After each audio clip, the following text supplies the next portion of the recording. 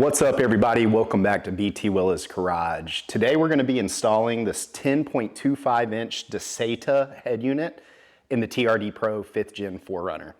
This is something I've been really excited about for quite some time now. The main reason being the screen in the 2017 4Runner is a dinosaur. It is so old and small and just lacks the technology of anything, you know, in the 21st century, in my opinion, that this unit's going to solve that problem and really give a robust, exciting option to the dash of the 4Runner.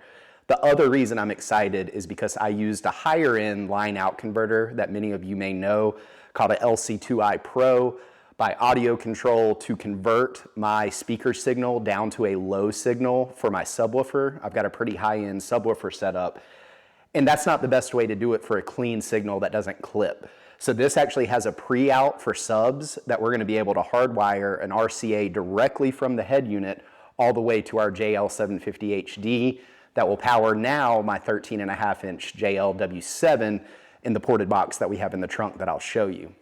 So what do you get with the kit? You get a nice user manual. Of course, you get the screen itself, the head unit itself, 2 bags of accessories. It looks like some trim removers and zip ties, which is always nice to have. You get a hard copy of the installation steps. You actually have a step-by-step guide that'll be nice, and you can pretty much throw that away if you watch today's video in full, but it's always good to reference. So let's get started, everybody. I will say one thing. The customer service that I've dealt with so far with this unit has been fantastic. These guys are very active on Instagram. If you have questions, send them a message. What a fantastic company to work with when you get an immediate response same day. So I'm excited to get started. A couple quick notes before we do.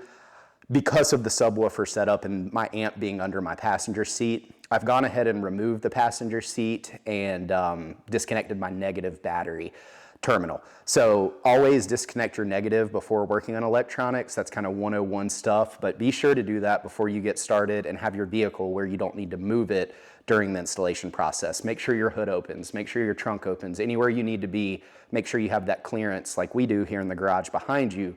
But anyways, let's get started, guys. This is going to be a fantastic upgrade. I've been so excited to do this for quite some time now. All right, everybody, the first step to installing the Dasaita head unit is going to be to remove your climate control covers. So these little bezels that cover them up, you can see I already removed that one, but I'm going to show you this one in real time. It's on there good. You literally squeeze and pinch. Sometimes you got to get two-handed and just pull them off. They're a little bit tough, but if you pull hard enough, they will come off. Mine have been off before, so yours may be even a little bit harder. The next thing that you need to do is kind of jerk at the middle of your climate control here. And it's probably a good idea to cover up your shift knob just to keep it from getting marred up. But there's a clip with a little button at the top that you're going to press and remove. Let's go ahead and move those in a safe place so we can continue the job. The next step is going to be to remove these 4 bracket bolts. There's a 10, a 10, a 10, and a 10. They're 10s. Just zip those out, put them in your cup holder. And again, a good time to have something protecting here. I'm going to use a big moving blanket, but take those other 2 out and we'll go over the next steps. All right, as you can see, I have my moving blanket now.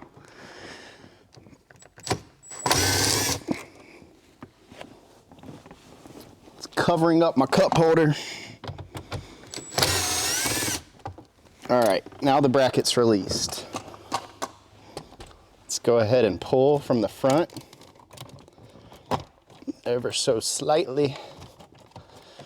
Wiggle out our yucky OEM head unit. Now, from here, you're gonna wanna pause and begin to unclip some wires. So these are all different size harness plugs that I'm just removing from the back one by one, and they're gonna connect to the new unit, so no huge need to like take a picture or anything.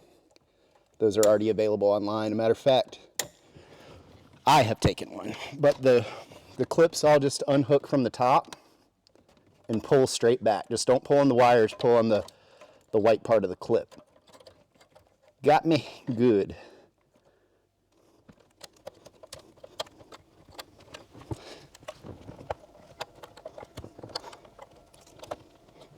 All right, everybody, so we've got the two head units side by side, and we need to transfer some parts over. The first thing I like to start with are these little yellow clips.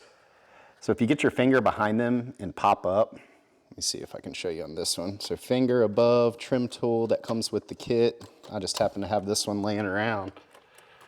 But get your finger below it, trim tool behind it, and kind of pop up. They'll slide right out. And what we're gonna do is just transfer those in the same exact spot on the new head unit. You can hear me doing that on the left. They're just clicking into place. There's two more at the bottom that we need to transfer. Dasaita sent us a trim tool. It's probably a more appropriate size for this. Let's open up their goodie bag. Oh yeah, look at that. Theirs actually fits. So just use theirs and you'll be in great shape. Just like that. And just like that. You'll hear me click those here on the new unit.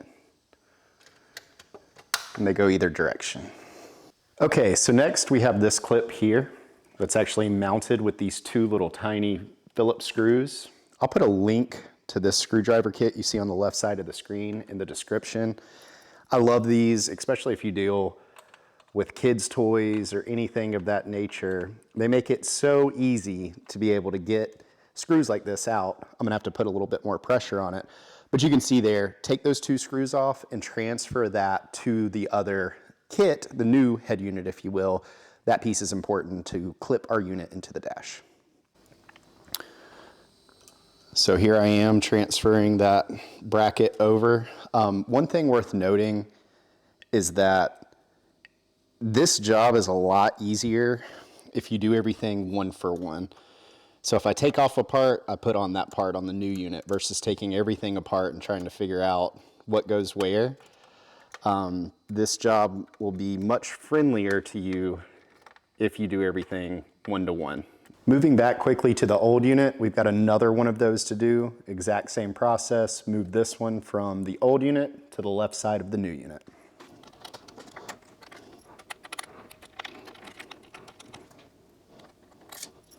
So just as a quick health check so far, we've moved 4 yellow tabs and 2 white tab brackets over to the new unit.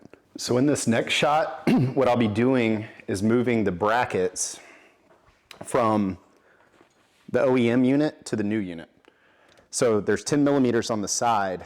This left side has your hazard light built into it. So what you'll need to do, excuse me, those are not 10 millimeters, those look like 8s. What you'll need to do with that bracket is you will unplug it from the center and we'll be moving that piece over as well. Let's see if these are 8s. Yeah, 8 or Phillips will work. So I'm gonna use my little impact to take it off of the old head unit and they should just zip right off. Makes things easy, but be careful with power tools because you don't wanna break anything. So there is a clip on this bracket that you can take out just like that. And now we have access to the last 2. So there's 5 total on the left side. 4, 5. We'll just be moving these over to our new unit on the left side, like so. So one thing worth noting on the new unit is you only use 2 of the factory screws and the threaded holes on the left side. We do have a spot to click in the harness plastic here to keep the emergency light flasher relay switch or wiring switch, I should say, in place, but I'm gonna wait to do that. But it looks like we're gonna have 3 screws left over, so I'm gonna put those here on the side, and we'll go to the right side bracket now. So on the right side bracket, it's held in yet again by 5 screws, 5 bolts. We'll just zip those all out. And I imagine, yet again, we're only gonna use 2 moving forward. We can see we have a part that's just floating here from the factory head unit. Not sure yet if we're going to use that. It does not appear that we will. So here I am again, headed over to the Dasaita unit, taking 2 of my factory screws. You can see where they line up. Just getting them thumb tight off the get-go.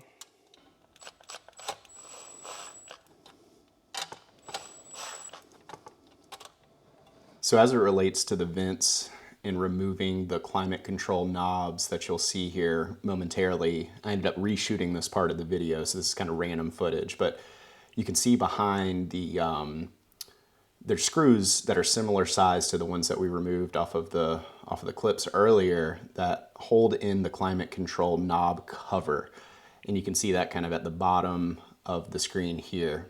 So it's holding on the cover on the right there that the flow knob is connected to. Just that plate itself is held on by 2 of those tiny screws. So what I learned and why I'm reshooting this is you can actually remove the vents before you remove that cover. And that's important because there's a lot in the way of accessing those screws. They're tiny, they're hard to grab, and especially when you're putting it back together, you want to put that cover on first and then put the vent on. You want to remove the vent first and then remove the cover as you're taking it apart. So in order to remove the vent itself, there's 4 little clips, 2 on the left, 2 on the right. You can see me pointing at one here now. You take a screwdriver at your pry tool and push out. So to the left on the left side, to the right on the right side, and just kind of wiggle it. So you're gonna push out, and those clips, if you think about them, are retaining it in. So as you open it up, you're giving yourself some more space to work there. So go ahead and remove the vent itself, pop out those 2 screws, keep them close by, take the cover off the front, and then we'll move on to reassembly. These little tiny screws here in this knob, I was able to pop out the vent itself without removing these, and that makes it so much easier. So let me go ahead and line it up now like that, and it makes it so much easier. I know there may be other videos that state that you need to remove those first, but you don't. And so I just want to show you guys this real quick. So I'm going to leave that on the front, carefully place it down, get my screws in, and I hope you guys understand this is so hard to film, but anybody that's taking this job on, I hope, has worked with electronics and small parts before, but if not, you can do it too. But just realize that that you're going to find a million ways to do stuff, but BT Willis Garage has you covered for the easiest install, and this is going to be the way. But let's get this top screw in, and they're still difficult. Don't get me wrong, but so much easier to do without the vent there. So there's the top one, nice and snug. And let's go ahead and line the bottom one up. Tighten it up as well. Don't you drop.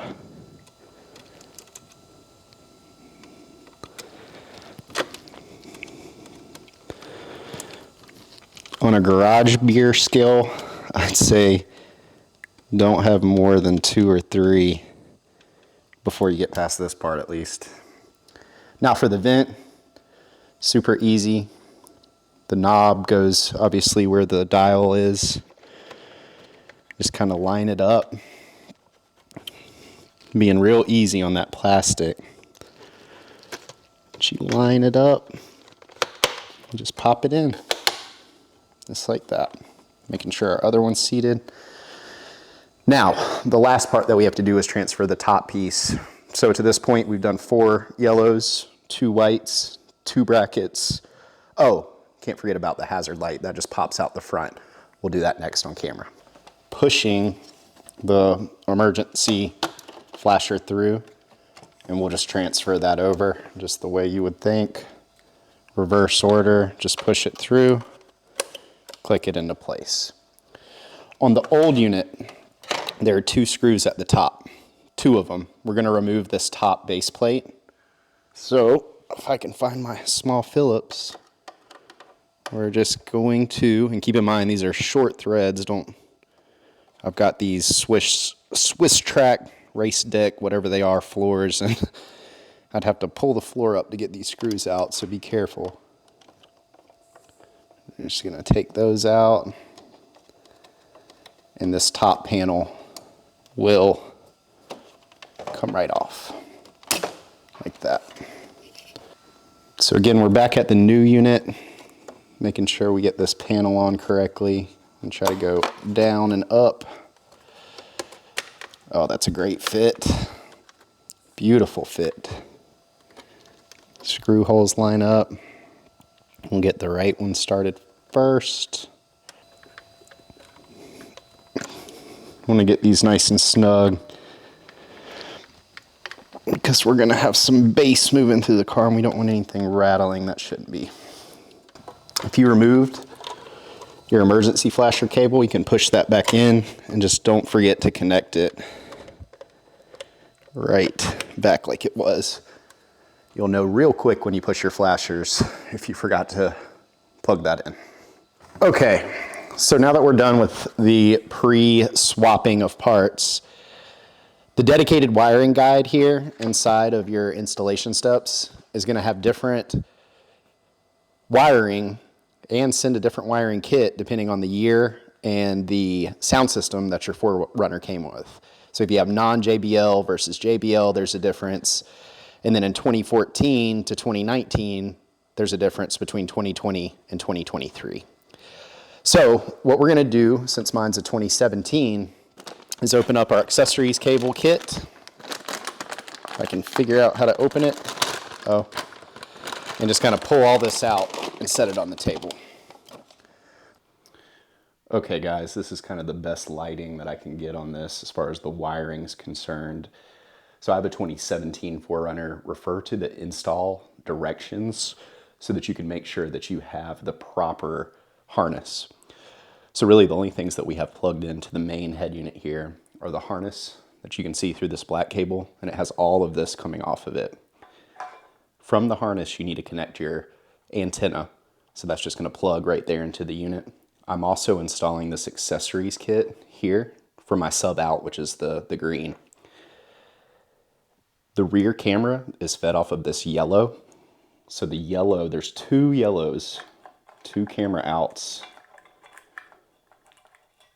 coming off of the main harness.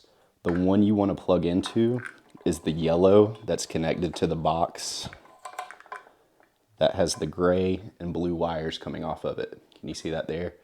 That yellow that comes off of there is going to properly feed your your rear camera.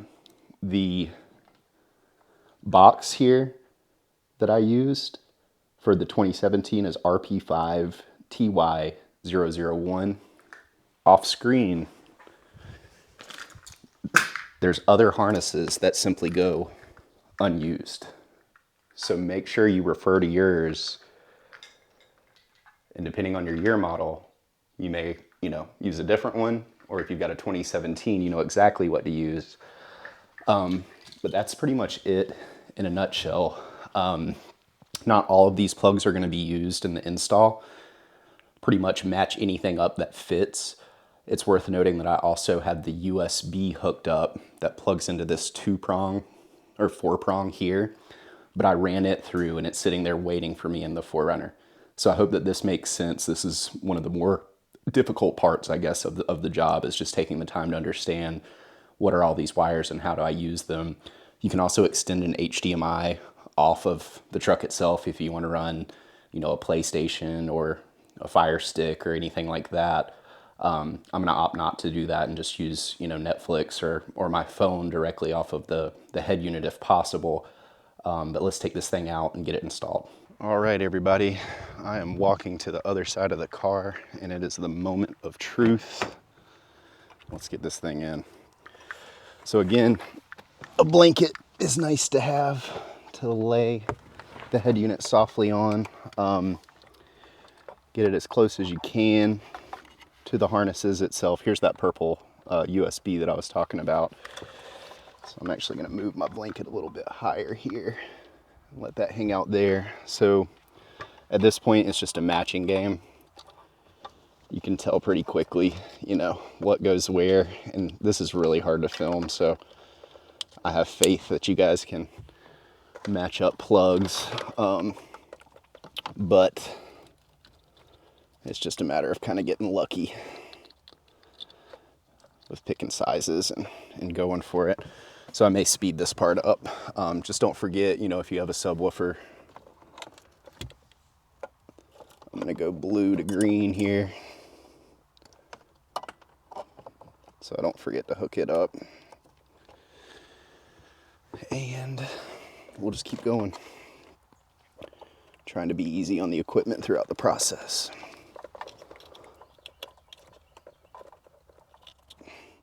Let's see. That is.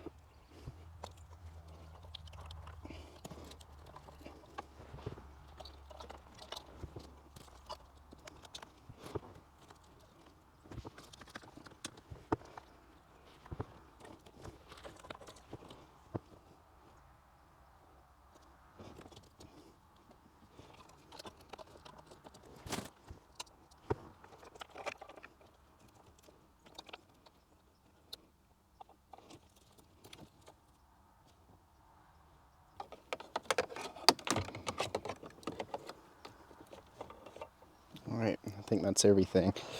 So as we are tucking the unit behind the dash, you just want to feed all your lines properly so that nothing gets hit by screws when we're screwing this thing back in. It's just kind of tuck it as you're going. And then ultimately we're just going to lift it up and put it in place.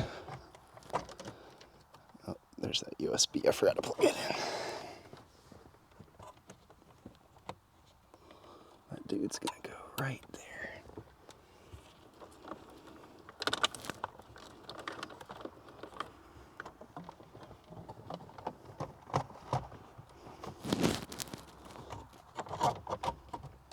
All right.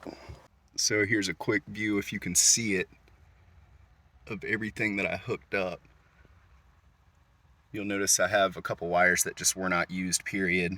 And I'm not sure if I did it 100% correct, but this does work in this configuration.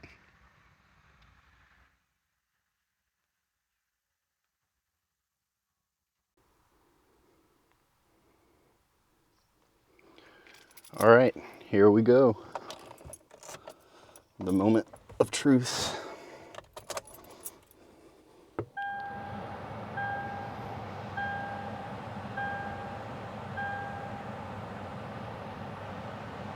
Of course, my AC is on full blast. I need to plug that back up just so I can turn it off.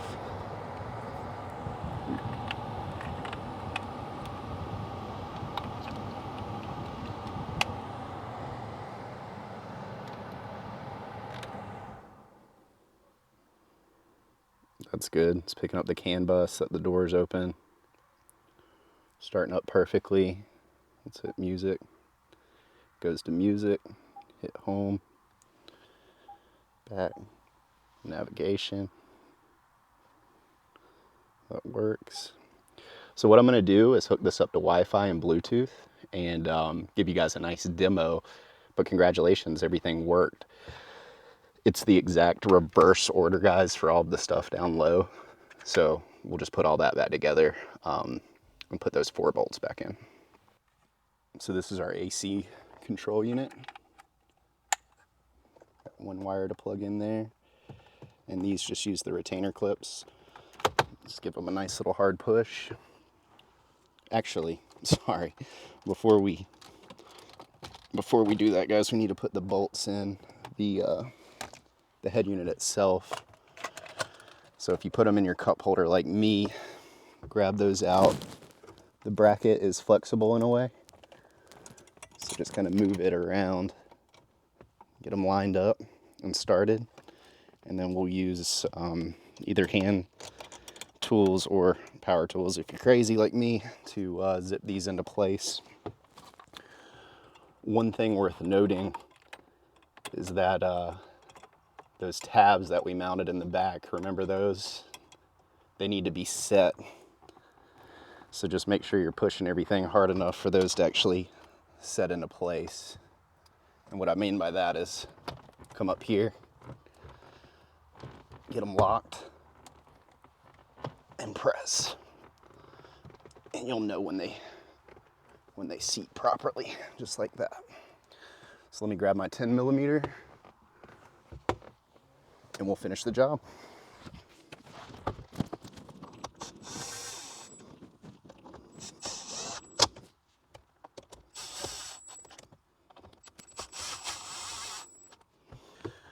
We can take our HVAC knobs, cover, put it back on, left and right. Again, just those little retainer tabs holding those into place. All right, that's in place. And here's where I have my USB coming out so I can charge my phone and send data through it, through a USB cord that's appropriate. I think that's it. So here's a quick example of the video quality. I don't want to get any copyright violations, so sound. Here's a quick example of something I know we won't get a copyright violation for. So here's YouTube. We can go to whatever.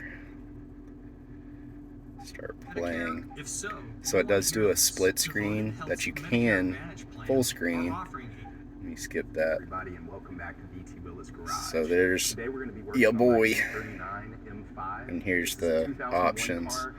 But I think if I can't remember how I did it. There's a way to full screen it. You'll just have to take my word for that. So it does have, for off-roading, I think this is kind of cool. And you can see the screen just kind of flows so effortlessly. It's really, it's like a nice newer Android phone here. Something I'm looking forward to is the amplifier settings. So you have a gorgeous equalizer. You've got different ways to control it. You can set a delay to different speakers in the car if you choose to do so. There's the DTS settings, which you can, adjust your true bass, your surround, loudness, center, front, rear, subwoofer settings, and then the frequency of it all. So you can adjust the frequency by speaker, which is just awesome. Like this is advanced audiophile settings compared to what we were coming from. Something else that's kind of cool is, let me see if I can find it here. It's got the gyro, so you can reset it. You might see yours is like at -30 when you turn it on. Get on flat land, reset it, and then as you tilt, it'll give you directional inputs and drive. Anyways, so that is indeed north where it's pointing, but again, I think all that's adjustable if there is any issues. It's got some vehicle settings here. Tire pressure, I think I have to identify the TPS sensors in my car in order, like it has this scan deal where you're able to like match each tire to get that information. And something else I thought was cool is like when you open the door, now we have door controls on these older 2017 4Runners, which is just crazy. We have the AC controls down at the bottom.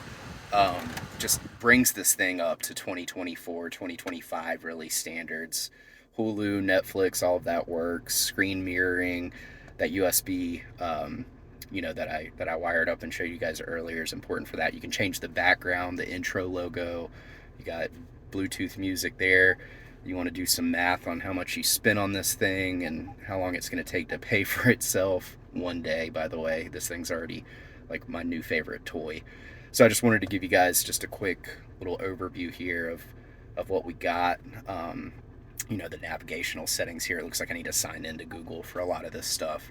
But guys, I'm blown away. There is the ability to show your voltage as well. I don't know if I can find that quickly on the settings. I think it's under car down here toward the bottom.